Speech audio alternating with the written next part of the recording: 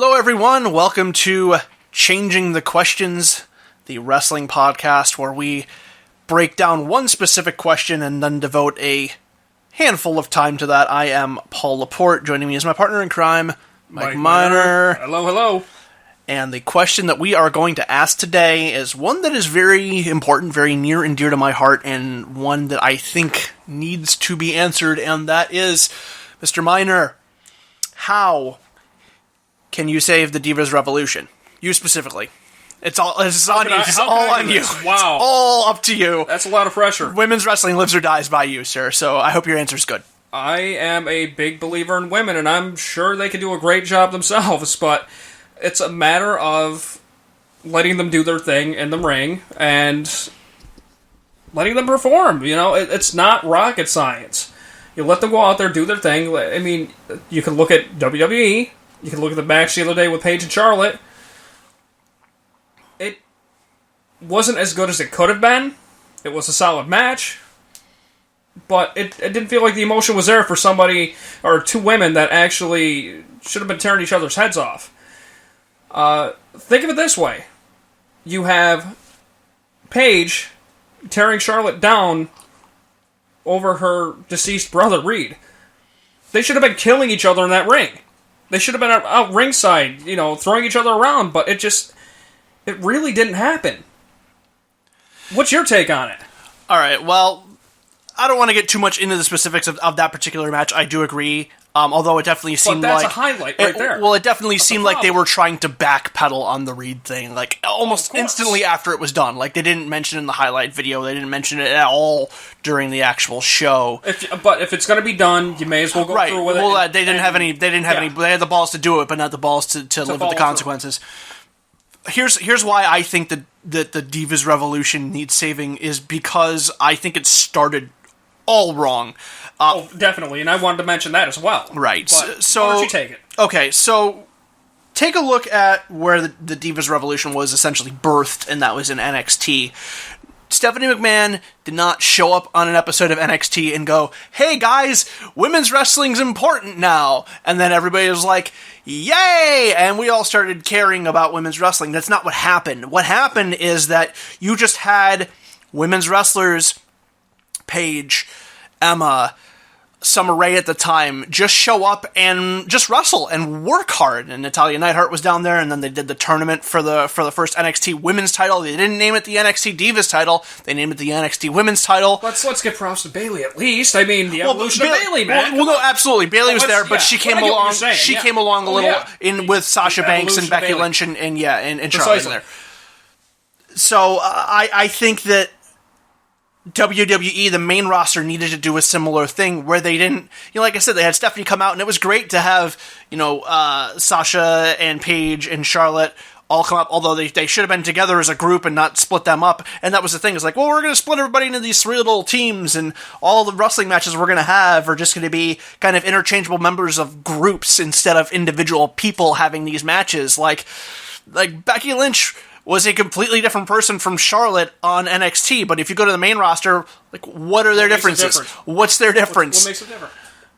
So that's the thing, is they should have just had, okay, here are these new people, we're going to have this wrestling division, and of course you're going to want to rename your title and get a whole new title. Bring back the original, or not the original one that they had, but bring back the one that they had from the mid-90s and early 2000s. That belt looked great. Yeah. And it has a history behind it, and use that. You could have had Nikki Bella retire as the final Divas champion or whatever. The Tramps Championship. Yeah, and then go with, okay, so this is now the WWE Women's Division, and we're gonna really see who the best women's wrestler is, and then off you go, and then continue to build individual characters instead of like these groups. But if you want my thought on it, I think they were just putting them in groups to just kind of keep them, keep them on TV, and to keep that championship on Nikki Bella to break AJ Lee's record. I think that's basically what it came down to. Yeah, it really isn't hard to see. They could say no, that wasn't the case. But come on, let's be real. You have three groups of three women going at it week to week. Nikki Bella not defending that championship, and then right around 301 days, AJ had, 295? If I'm not mistaken, something like that. It was the week after. And right after she broke that record, they drop it. She drops it, and that's it. And then all of a sudden, the group starts splitting apart between Paige, Charlotte, and Becky. I mean, what they really could have done, pointless. What they should have done at that point is like, okay, have Nikki Bella be your freaking longest reigning goddamn Divas champion or whatever. Then, when Charlotte won that belt from her, they should have pulled a Shane Douglas and said, oh, look at this Divas belt that has a lineage with such great champions like Maurice Oulet and Michelle McCool, and those friggin' women can kiss my ass and throw that thing away and then pull out the women's title and be like, this is the fabulous Moolah and friggin' Trish Stratus and Lita. This is what this belt represents, and this is the belt I'm going to wear. And then carried on the women's division that way. That would have been a good way to bookend it. You give Nikki the record, you close that chapter, you move on to the next one. And I'm crossing my fingers and just hoping that if they actually remember that Sasha Banks fucking works there and actually give her a run towards that belt, that if and when Sasha Banks gets that belt, that she does that. You still have the opportunity to do that, but they haven't kind of gone with it, and I don't know why, because they love branding their women as divas, and I know that the men are superstars and the women are divas or whatever. Sasha Banks is the diva, if you want me to be honest with you. I mean, wrestler and diva, if you want to right. Well, that's her character, obviously, but she also hates that title with a passion. It's just it's if you're gonna have anybody hold on to that moniker of diva, she might hate it, but you know what? She's the perfect example of what a diva should be. I think, as far as the attitude goes, and as far as a wrestler goes, she's a perfect example of a wrestler, a female wrestler at that. She is a perfect combination of both worlds. You don't get that often. Yeah, you get one or the other. I still think if you're going to change the perception that women's wrestling has with that main roster, absolutely. You're going to have to change that name. Women's wrestling. It should be the Women's Championship. Absolutely. There's just too many negative connotations associated with that belt, and that belt is fucking hideous. It's horrendous. So that needs to be changed. Like I said, bring back the old belt, design a new one, whatever. I mean, the NXT women's belt is beautiful. It looks, and it's pink. It's got the pink jewels in it, or whatever. But it's still subtle. feminine, but it's friggin' gorgeous. It looks like an actual championship belt. I think it's nicer than the men's NXT belt, which is just a big ass X, basically. It's an obnoxious championship. But it looks really nice. They need to do something similar with that, or I've said before they'll never do this, but I would love to see females like butterflies. Didn't you know that? Yeah, I would love to see them just pull the women from NXT and the women from the main roster, give them their own show at Full Sail, and have it be like WWE Women's, and do a weekly show for that. But they'll never do that. Well, I mean, that's what SmackDown originally was supposed to be years ago. You knew that, right? That was supposed to be a women's show? It was supposed to be a women's show. I think I sort of kind of remember hearing about that. Going to book that as a women's show, weekly women's show. That's the kind of momentum they had back in the day, but I don't know, for whatever reason, they nixed it, and we got the format that we got today still. It seems like that's happened a few different times in wrestling history, where, when Aja Kong came in the mid-90s, and they were like, oh, we're going to push, women's wrestling, we're going to sign Aja, and this is going to be a big deal, and then Aja, breaks some girl's nose, and the guys on the roster are like, no, this is too rough, they don't want to see this, and then they basically talk the office out of booking women. What was it, Survivor Series 95, I think it was? Where Aja eliminated everybody by herself. 20 years ago, and Aja, she dominated, and man, that's as close to Japanese women's wrestling, Joshi, as you're gonna get for that company, and it was 20 years ago. Well, I would disagree. They've had great wrestling. I honestly, Trish Stratus, Lita, they've had, See, I would disagree, and I would say that even despite the fact that there's one NXT. Japanese women's wrestler in there now, but the NXT women's division is closer to Joshi in a lot, and in certain cases I can agree with has surpassed it. I think it's surpassed modern Joshi. Probably hasn't surpassed Joshi from the early to mid-90s. I still think that Joshi, the All Japan Women's, is the best wrestling that's ever existed. And that's the thing. I think WWE needs to realize that women's wrestling can be as good or better than men's wrestling. And NXT has shown it time and time again. What's funny about it is that, they have the stories to go with it. They've got the talent to go with it. It all mixes well in NXT, but for some reason, it's lost in translation on the main roster. What's the deal? Why does this happen? They're completely capable of making things happen to draw people in to watch.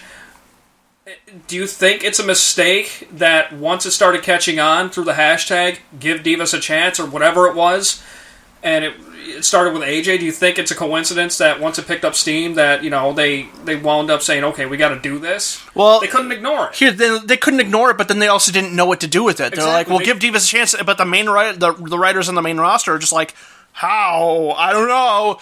And they're like, okay, well, we'll give them longer matches, and okay, that's good. That's a decent start, I guess. But if the matches don't mean anything and they're between characters who nobody has any reason to be invested in, like I said, if you never watched an episode of NXT in your life and you see Charlotte, what's Charlotte's character? What's her motivations? She's Ric Flair's daughter, and she's got the figure eight. It's twice as nice. Yeah. What's Becky Lynch's motivation? She's Charlotte's friend, and, what's Naomi's motivation? And Naomi's been there like 10 years almost. Like, what's her motivation? Like, where does she play in all of this?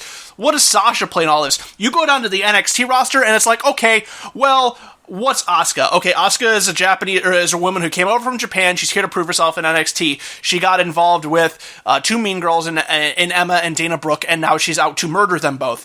What is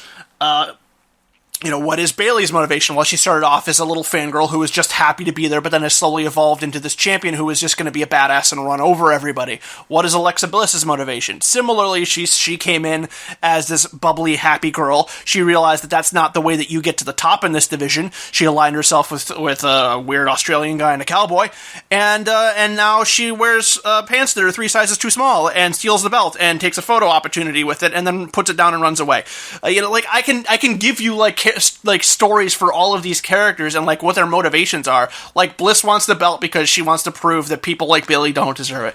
Bayley wants the belt because she wants to be a good example for girls. Asuka wants the belt because she wants to be the best goddamn women's wrestler in the world, even though she has other business to take care of in the meantime. Emma wants the belt because she feels cheated because she feels she started this whole thing and doesn't get any credit for it. Like, there's so many motivations down there that you can go to, but you go up to the main roster, and some of these women who've been here going on 10 years, you would say, like, what are they doing, and why do they want to do it? And you go, blah. You know what? If I can make a bold prediction now, at least in Sasha's case, I can see it going the way of The Rock back in 97, 98 with the Nation of Domination. He's the breakout star of that whole group. I think Sasha is going to be the breakout of that group. Yeah, but they gotta put her on fucking TV first. And that's the thing. Like, they have to give her TV time. But they didn't have Rock join the Nation. You know what's going to go that far. She's going to be the breakout star of that group, but they need her on television. Yeah. And you can see it. It's starting already, but it's... They didn't have The Rock join the Nation of Domination, and then kept him off TV for a month. Exactly. And then, when he comes back, he's on TV for 5 minutes, and he's not in a title picture, and nobody cares about him. It's frustrating, because it can happen, and it's supposed to go that way, but why fight it? There's no point to fighting it, just keep it going. Even if you let it, go slowly, take your time with it. Yeah, I think just kind of ones, I don't know. I think just kind of wrapping this whole thing up, I think that the quote-unquote Divas Revolution... Revolution? Well, I think their New Year's resolution for the Divas Revolution should be to just kind of soft reboot the whole thing, break up these teams, get back to the point of, hey, here's this title. Hey, all these girls want this title. Hey, why do they want this title? And go from there. And then that's your starting point. I'm going to make a quick point. Did you see Mick Foley's recent comments? On Facebook, Twitter, wherever it was. I believe so, He made some comments about possibly becoming a former fan because of incidents like what happened recently, as far as the Divas division goes and the way things are going. And it's very unfortunate that a huge name Hall of Famer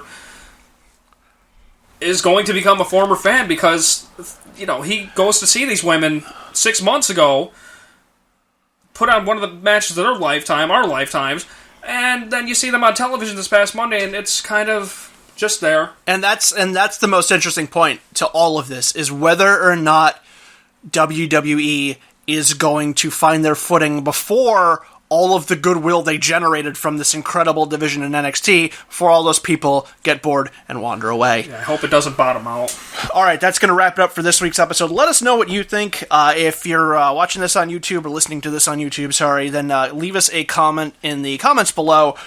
If you want to send us any suggestions for any future questions, you can do that in the comments, or you can hit me up on Twitter. My Twitter handle is @Scorcho, SCORCHO. If you have any other amounts of praise and or hate, be sure to send those along. Hope you guys are enjoying this, and we will see you very soon. Goodbye. Bye-bye.